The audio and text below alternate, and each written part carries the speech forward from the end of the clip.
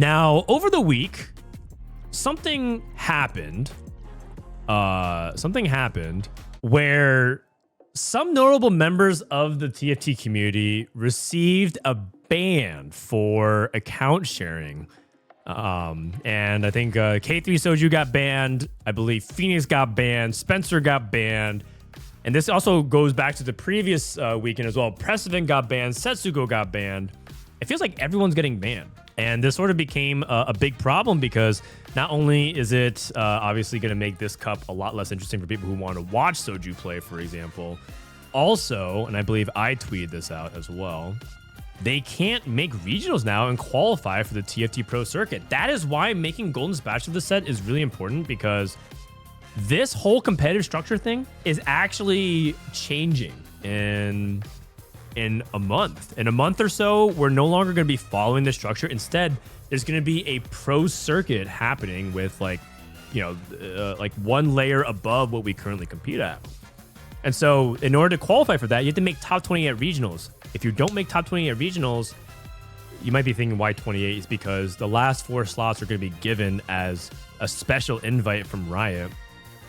But that doesn't necessarily mean that you're guaranteed to get that invite. A lot of people have this impression that Soju's going to get this invite, but I don't know if he actually will, right? What kind of message does it send, by the way?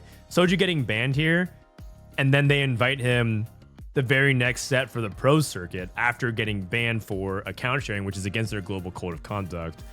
It says, I talked about it in my Discord. It sends one of 2 messages if they invite Soju back. The first is that they don't take their rules that seriously. They know that their rule is in a lot of players' minds, the rule is pretty dumb, right? Because I talked about this as well in the rest of my tweet, which is that, one, the players deserve to get banned for sharing their accounts.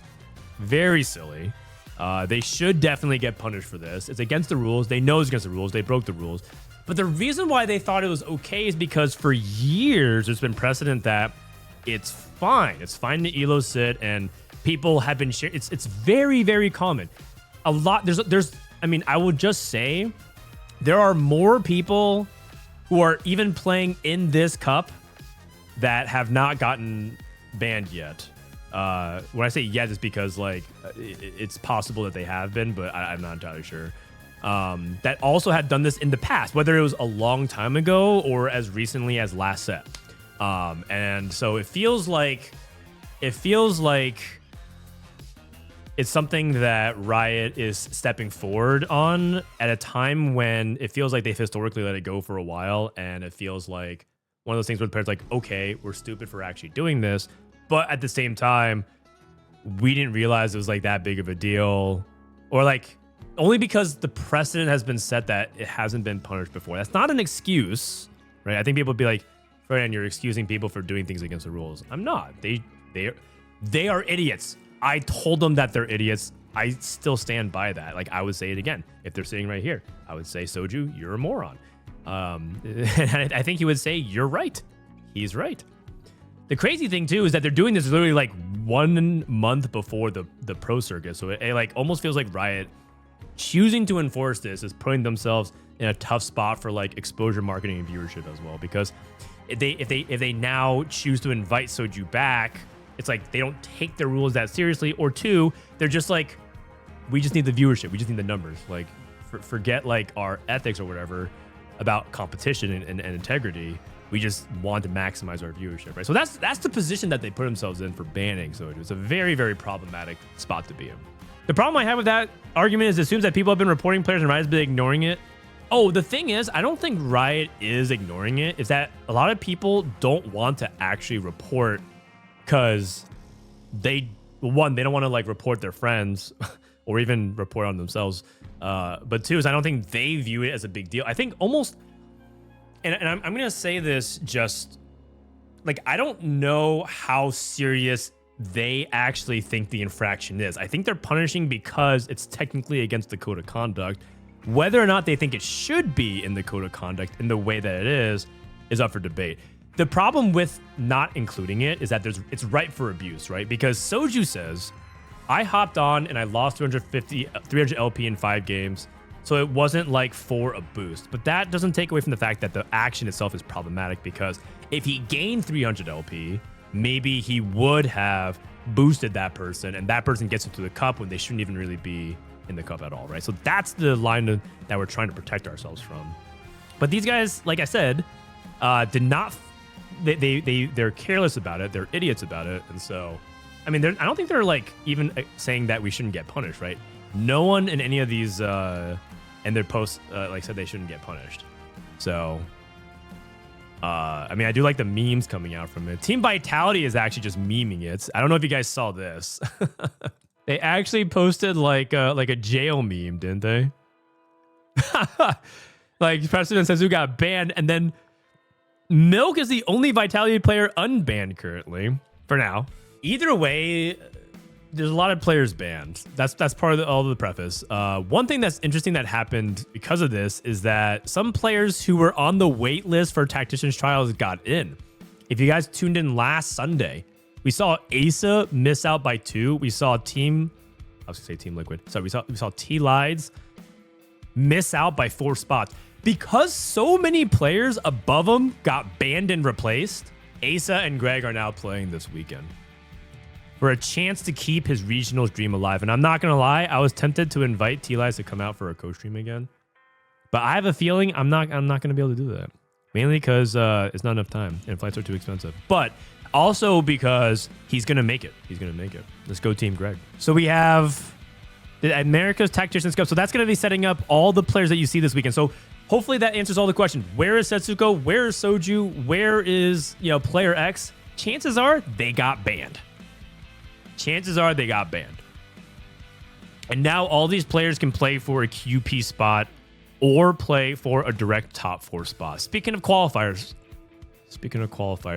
we got confirmation that America's, because of our amazing performance at the Tacticians Cup. Wait, hold on a second. Soju's in chat. What is Soju saying? Gangly, the amount of money we lose playing in EWC. Wait, what is this? What is I need to see this. How do people think we play EWC for the money? No, Soju is literally complaining that he's earning like 1/3 as much money as he would because of how many months he's not streaming due to EWC. It's a pretty, I mean, part of the reason why people have this impression is because EWC is the biggest tournament outside the World Championship itself, prize money wise. But that is not why Soju and Vitality play it. That prize money existing is important so that everybody else tries as hard as possible, right? Even if Soju wins EWC, he doesn't even break even on the money he lost by not streaming scrims, by not streaming the boot camp, by traveling and losing time. He doesn't even break even. Read Gangly's messages. The problem I have with the argument is as soon as people have been reporting players, I read that. Honestly, Vitality's just memeing it is embarrassing to me. The fact that they don't care about the players lost their shot at Pro Circuit just shows that they are here to collect their EWC money and dip. No, not you, Soju. I'm talking about the org. I'm not criticizing you. Of course, I don't want Vitality to drop them.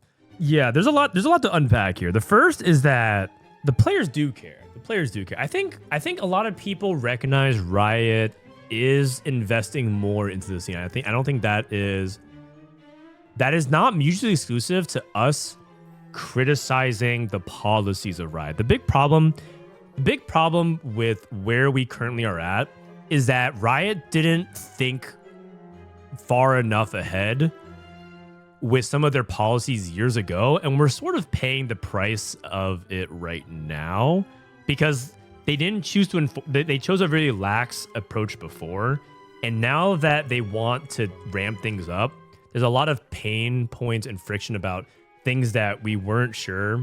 Like, so let me take another example. Should we if people report other people for like doing something that's like bug abusing, right? Borderline exploiting, right? Like something that people are divisive on. Like, is this considered like an exploit versus a bug? Should those people get banned? And there's like definitely arguments for and against, and I'm not here to bring those arguments. But that's like another thing that Riot could act upon and choose not to. And there's also a lot of other instances of sort of dishonest play that also go against like the spirit of competition as well, right? There's people who queue up and group queue for snapshots in general, and they haven't gotten in trouble for different things, and they're definitely helping each other out. And this is just across every region, right? This is the EU drama. And the reason why I'm bringing that up is not whataboutism. It's just saying that part of the reason why the players are reacting the way they are is because it feels like Riot is selective. And I'm not saying that this is how it is. It feels like they're selective with what rules they enforce based upon who is reporting and whether or not they like there's a perception that Riot is choosing to be selective about it. So I don't know if that's true, right? Because again, I'm trying to explain what the player's POV is.